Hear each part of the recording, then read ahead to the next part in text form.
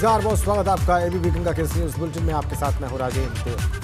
Headlines के बाद अब खबरों पर विस्तार से बात। राष्ट्रपति रामनाथ कोविंद 29 अगस्त यानी कि कल प्रेसिडेंशियल ट्रेन से लखनऊ से अयोध्या आएंगे। रामनाथ कोविंद 11:30 पर अयोध्या पहुंचेंगे और वो करीब 4 घंटे तक वहां पर रहेंगे। अयोध्या में राष्ट्रपति के दौरे को लेकर तैयारियां चल रही हैं। राष्ट्रपति जहां जहां जाएंगे वहां पर सुरक्षा के पुख्ता इंतजाम किए जा रहे हैं। सबसे पहले महामहिम रामकथा पार्क में रामायण कॉन्क्लेव का शुभारंभ करेंगे। इसके बाद श्री राम मंदिर के निर्माण के संबंध में जानकारी लेंगे। हनुमानगढ़ी में दर्शन पूजन के कार्यक्रम के बाद राष्ट्रपति रामलला के दर्शन करेंगे और विधि विधान से उनकी पूजा करेंगे। रामलला के दर्शन करने के बाद वो पौधारोपण भी करेंगे। तो कल अयोध्या दौरे पर राष्ट्रपति रामनाथ कोविंद, उनका कार्यक्रम हम आपको दिखा रहे हैं।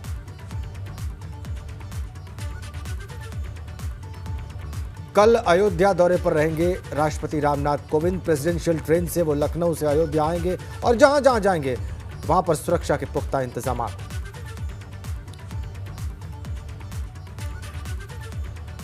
और अब हम आपको 3 अलग अलग तस्वीरें दिखाने जा रहे हैं, आपकी स्क्रीन पर रखने जा रहे हैं। ये रही 3 तस्वीरें। हनुमानगढ़ी के दर्शन करेंगे राष्ट्रपति रामनाथ कोविंद, वहां पर तैयारियां देख लीजिए आप। इसके अलावा रामलला के भी दर्शन पूजन करेंगे। रामलला विराजमान के भी दर्शन पूजन करेंगे। रामायण कॉन्क्लेव में तैयारियां पूरी हैं, वो भी हम आपको दिखा रहे हैं। 3 तस्वीरों के माध्यम से कल राष्ट्रपति के अयोध्या दौरे से जुड़ी जो तैयारियां हैं अयोध्या में, वो हम आपको दिखाने का प्रयास कर रहे हैं।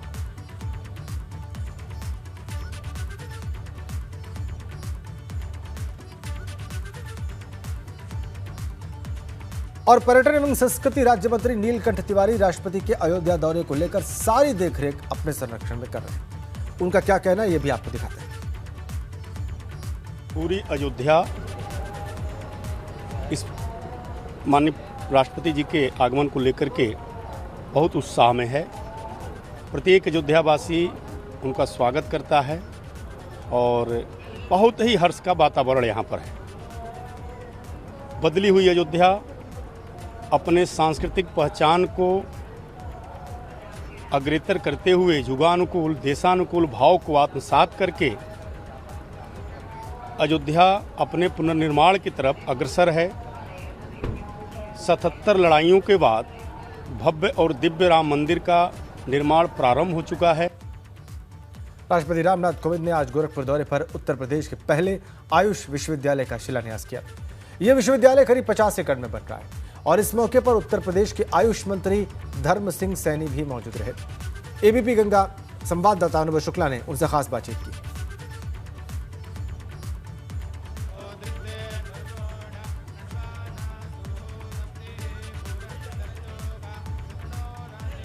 आयुष विश्वविद्यालय का शिलान्यास एक ऐसी सौगात दी है आयुष विभाग को, चूँकि भारत एक सन्यासियों और ऋषियों मुनियों का देश है और ये विधा आयुर्वेद ऋषियों मुनियों के द्वारा आविष्कार करके इसका जो है क्या नाम इसे बनाया गया था। आज इसे विलुप्त हुई भी जो प्राचीनतम शिक्षा पद्धति है उसे माननीय मुख्यमंत्री जी ने और गति देने के लिए, हालांकि पहले से ही माननीय प्रधानमंत्री जी इसमें रुचि लेकर के इसे आगे बढ़ाने का काम कर रहे थे। राम मंदिर निर्माण समिति की बैठक के बाद राम जन्मभूमि तीर्थ क्षेत्र ट्रस्ट के महासचिव चंपत राय ने कहा है कि मंदिर की नींव का काम 15 सितंबर तक पूरा हो जाएगा और उसके बाद प्लिंथ को ऊंचा करने का काम होगा जो अक्टूबर महीने के अंत तक शुरू होगा। इसमें मिर्जापुर के करीब 4 लाख घनफुट पत्थरों का उपयोग किया जाएगा। इसके बाद मंदिर के ग्राउंड फ्लोर का काम शुरू होगा जो दिसंबर 2023 तक बन जाएगा और रामलला की प्राण प्रतिष्ठा हो जाएगी। इसके बाद रामलला का दर्शन पूजन किया जा सकेगा। वहीं समिति की बैठक में इस बात पर भी चर्चा हुई कि अगर एक साथ 1 लाख से 5 लाख तक लोग दर्शन करने आ गए तो उन्हें कैसे दर्शन कराया जाएगा।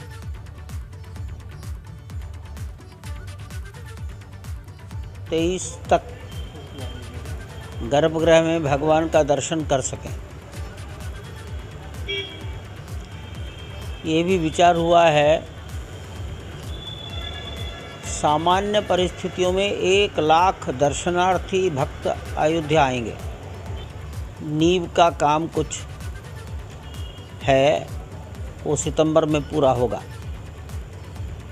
हो सकता है 15 सितंबर तक पूरा कर लेंगे। प्लिंथ ऊंचा करने का काम अक्टूबर के अंत तक प्रारंभ कर दें।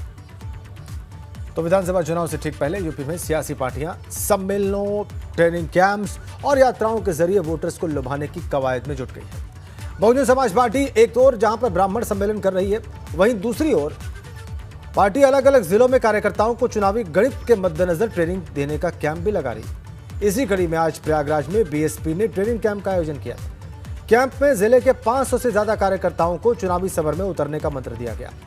कैंप में मुख्य रूप से पार्टी के राज्यसभा सांसद डॉक्टर अशोक सिद्धार्थ और प्रदेश अध्यक्ष भीम राजभर ने कार्यकर्ताओं को संबोधित किया और उन्हें मायावती को 5वीं बार सीएम बनवाने के संकल्प के साथ उनमें जोश भरा। इस एक दिवसीय प्रशिक्षण शिविर में हमारे प्रदेश के अध्यक्ष जी माननीय श्री भीम राजभर जी ने पोलिंग बूथ कमेटी को यथाशीघ्र बना करके कार्यकर्ताओं को अनुशासित, समर्पित और विचारधारा से भरपूर करने का विशेष मंत्र देने का काम किया गया। जैसा कि मैं काफ़ी लंबे समय से तो नहीं, 3-4 महीने से मैं गुना से प्रयागराज मंडल का सेक्टर प्रभारी बनकर के आप लोगों के बीच में आया हूं और मैंने जिन जिन जनपदों में और जिन जिन विधानसभाओं में जाकर के देखने का काम किया है, हमारे पार्टी के सभी कार्यकर्ता बहुजन समाज पार्टी की राष्ट्रीय अध्यक्ष आदरणीय बहन जी के निर्देशों का पालन करते हुए हर पोलिंग बूथ कमेटी को बनाने का काम कर रहे हैं। और इधर बसपा का प्रबुद्ध सम्मेलन लगातार जारी है। आज झांसी में पार्टी ने सम्मेलन किया। इसमें पार्टी महासचिव सतीश चंद्र मिश्रा ने भाजपा पर निशाना साधा। साथ ही 2022 में बसपा की सरकार बनाने का दावा भी किया।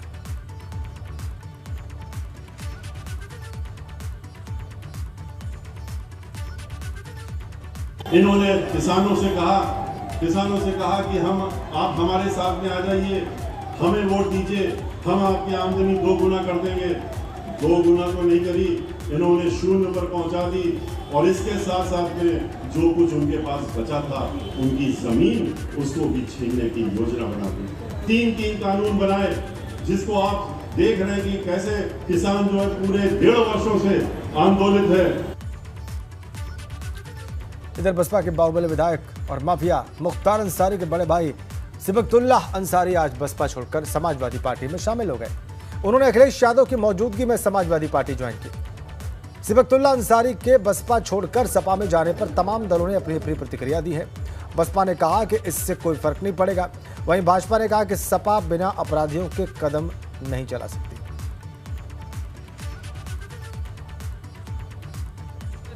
देखिए, आप लोग अच्छी तरीके से जानते हैं कि आदरणीय बहन जी इन सब चीज़ों में बहुत भरोसा नहीं करती, कौन आया कौन गया।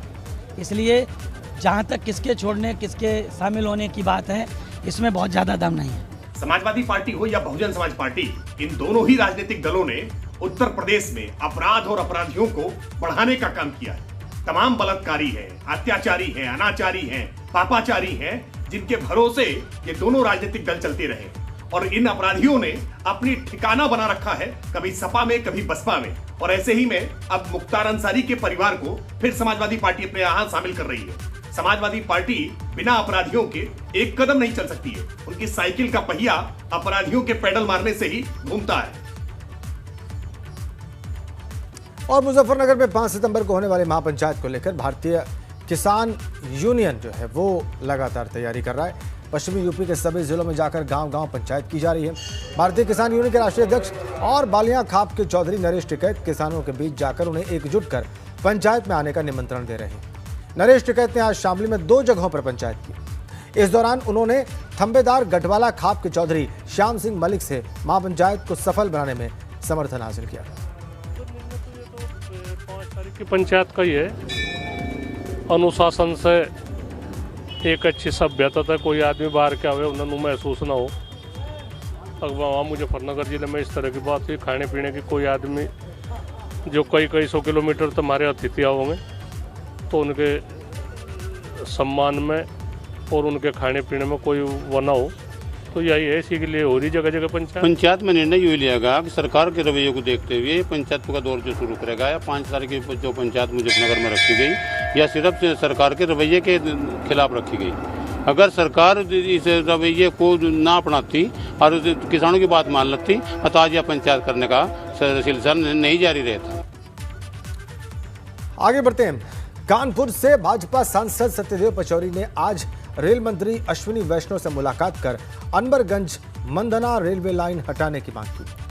वहीं मुख्तार अंसारी के बड़े भाई के सपा में जाने के सवाल पर उन्होंने कहा कि लोग सपा से अलग कहां थे, क्योंकि सपा और बसपा सब एक ही हैं, लेकिन ये कहीं भी चले जाएं योगी सरकार की निगाह से नहीं बच पाएंगे। एक तो मंत्रिमंडल में परिवर्तन के बाद मैं उनसे मिल नहीं पाया था, क्योंकि वो कानपुर IIT से पढ़े हुए हैं और उसी लाइन से वो गुजरते भी थे। IIT के अंदर से भी ये लाइन गुजरी हुई है, इसलिए मैंने उनको डिटेल में इस बारे में बताया तो प्रसन्नता जाहिर की। उन्होंने कहा आप पहले सांसद हैं कि आपने रेलवे लाइन हटाने की बात की है, लोग तो रेलवे लाइन मांगते हैं। इधर आगरा के राजा मंडी के पास रहने वाले परिवार पर अचानक एक ऐसी मुसीबत आ गई जिसने देखा उसके होश उड़ गए। दरअसल एक छोटे से बच्चे का सिर कुकर में फंस गया। परिवार ने कुकर निकालने की बहुत जद्दोजहद की, लेकिन नहीं निकाल पाया। रो रो कर माँ बाप का बुरा हाल था। बाद में बच्चे को अस्पताल ले जाया गया और पूरी टीम बच्चे को बचाने में जुट गई। टीम ने ग्राइंडर मशीन से प्रेशर कुकर को बहुत सावधानी से काटा। बहुत देर बाद जब अच्छी तरह से प्रेशर कुकर कट गया, तब कहीं जाकर बच्चे का सर सकुशल बाहर निकाल लिया गया।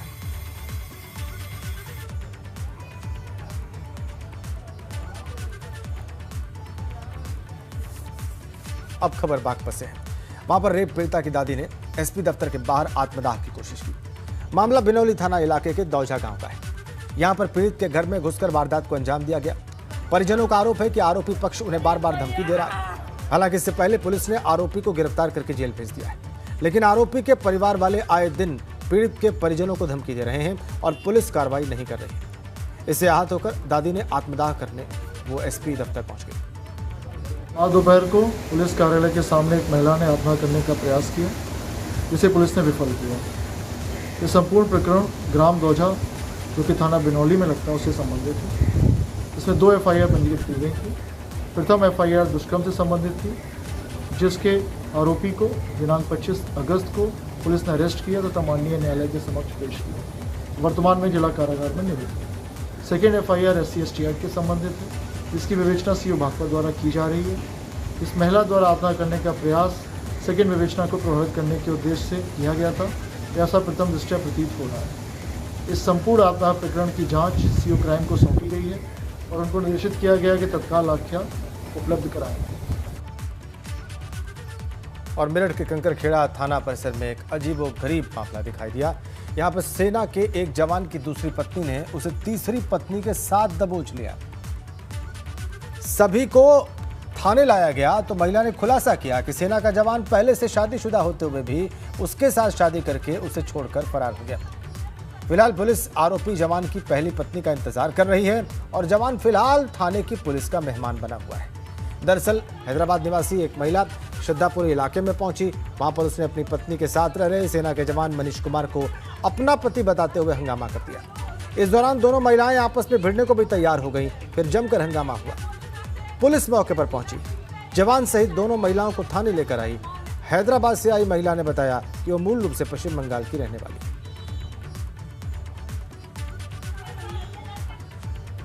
और कानपुर के गोवर्धनपुरवा में धर्म परिवर्तन कराने के प्रयास का मामला सामने आया है। आरोप है कि सफेद कॉलोनी के रहने वाले दूसरे समुदाय के एक युवक ने नाम पता बदलकर छात्रा को प्रेम जाल में फंसा लिया। इस बात की जानकारी जब छात्रा के भाई को हुई तो उसने विरोध जाहिर किया। विरोध जताते हुए जब लड़की का भाई आरोपी अजहर के घर पर पहुंचा तो उसने लड़की को घर वालों के सामने उठा ले जाने की धमकी दी।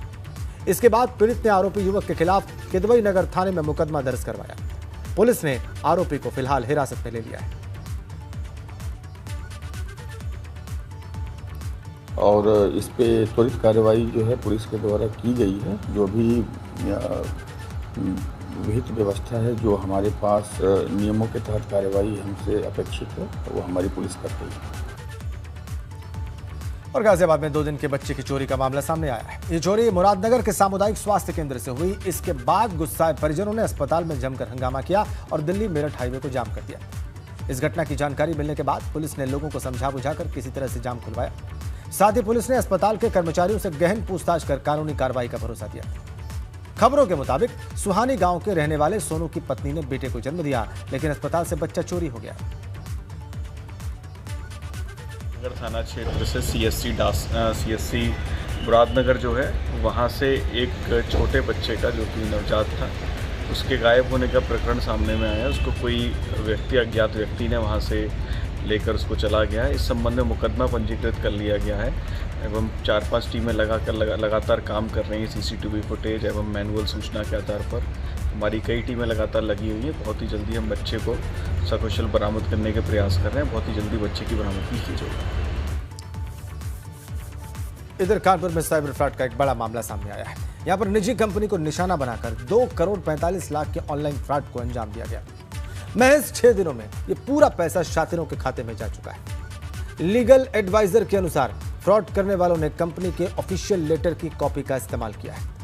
वहीं बैंक की सिविल लाइन शाखा पर भी सवाल खड़े हो रहे हैं, क्योंकि बैंक ने एक भी ट्रांजैक्शन में कंफर्मेशन नहीं किया है। जो साइबर सेल ने इनिशियल जांच शुरू कर दी है और पूरे ट्रांजैक्शन का डिटेल संबंधित जो बैंक्स हैं उनसे लिए जा रहे हैं। और चूँकि ये इलेक्ट्रॉनिक ट्रांजैक्शन का भी मामला है तो हमें इससे संबंधित जांच में जो भी डिटेल जिन एजेंसियों से चाहिए हम उनसे उसकी मांग कर रहे हैं। हम उसको एक एक करके एग्जामिन करेंगे और पूरे ट्रांजैक्शन से रिलेटेड जो कुछ भी इसका सही है उस पर न्याय संगत कार्रवाई हम कर रहे हैं। और गाजियाबाद में पुलिस ने साइबर क्राइम के खिलाफ अभियान चला रखा है। ऑपरेशन 420 के तहत साइबर अपराधियों की धरपकड़ की जा रही है। गाजियाबाद साइबर सेल ने ईपीएफ मैच्योरिटी के नाम पर ठगी करने वाले गिरोह के 3 सदस्यों को गिरफ्तार किया है। मामला इंदिरापुरम थाना क्षेत्र का है, जहां पर ठगों ने रिटायर्ड ईपीएफ कर्मचारियों से अरबों रुपए की ठगी की है। पुलिस के मुताबिक ये अपराधी 2012 से फर्जी नाम पते पर सिम खरीदकर बैंक खाता खुलवाते हैं और इंटरनेट के जरिए रिटायर्ड सरकारी कर्मियों का डेटा प्राप्त करके फर्जी नंबरों से कॉल करते हैं और खुद को ईपीएफओ अधिकारी बताकर इन्हें ईपीएफ मैच्योरिटी फंड दिलाने के नाम पर ठगी करते हैं। इनका नेटवर्क महाराष्ट्र और गुजरात राज्यों के लोगों के साथ ठगी करता है। ये लोग अब तक लगभग 10,000 लोगों से अरबों रुपए की ठगी कर चुके हैं। गिरफ्तार अभियुक्तों के पास से 14 mobile phone, 33 ATM cards, 6 pan card, 5 आधार कार्ड्स, 9 चेकबुक्स, 8 पासबुक, 2 मुहर और 1 स्विफ्ट कार भी बरामद हुई। पुलिस और साइबर सेल के माध्यम से ठगी करने वाले बड़े गैंग का खुलासा किया गया है, जिसमें 3 अपराधियों को पकड़ा गया है, जो उनसे 14 मोबाइल फ़ोन, 33 एटीएम और पासबुक, आधार कार्ड, तमाम ये सामग्री जो वो लोग फ्रॉड में यूज करते थे उसको बरामद किया गया। आगे बढ़ते हैं, वाराणसी की बात करते हैं। वहां पर दशाश्वमेध घाट की मां गंगा की आरती दुनिया भर में मशहूर है, लेकिन कोरोना की दूसरी लहर ने इस पर जैसे ग्रहण सा लगा दिया था। आज 5 महीने बाद दशाश्वमेध घाट पर फिर से मां गंगा की भव्य आरती की शुरुआत हुई। इस दौरान 7 ब्राह्मणों और 14 रिद्धि सिद्धि स्वरूप कन्याओं ने आरती की और अब ये आरती यहाँ पर हर दिन की जाएगी।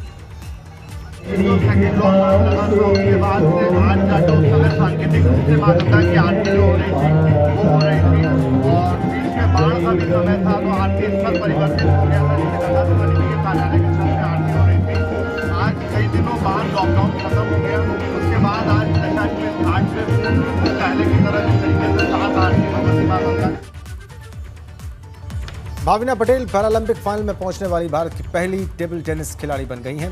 उन्होंने शनिवार को टोक्यो खेलों में महिला एकल क्लास 4 वर्ग के सेमीफाइनल में चीन की झांग मियाओ को हरा दिया है। अब वो गोल्ड मेडल जीतकर इतिहास रचने से महज 1 कदम दूर खड़ी हैं।